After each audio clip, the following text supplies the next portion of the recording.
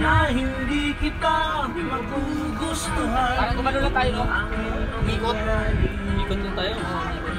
Pag galing ka pala sa Sapote Road, papunta ka kasi ay dire-diretso ko lang pala. Wala ka lang talaga. Sapote, kaliwa ka nang ginagawa.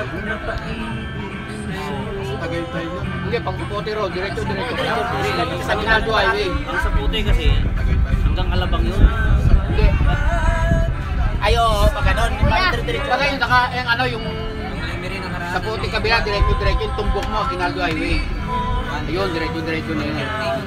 Sa dinaanan rin natin, galing tayo ng C5 station, doon ka dadaan, diretso lang talaga, no? Kaliwa na. Oo. Doon tayo, di ba, diretso? Kaliwa tayo ng ano, kaliwa tayo ng yung ginawaan ng tulay. Nilalim tayo ng tulay ng kaliwa eh. Bisa sarado yun. Bisa sarado yun. Sa unahan mo yun.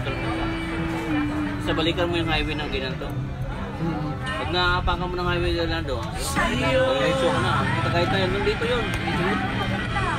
Yun lang yung pagkatandaan mo, yung shin doon, yung tagas tayo. Pag kumaliwa, kalatagan yun. Kanan ka, tagos na naman ng Cavite.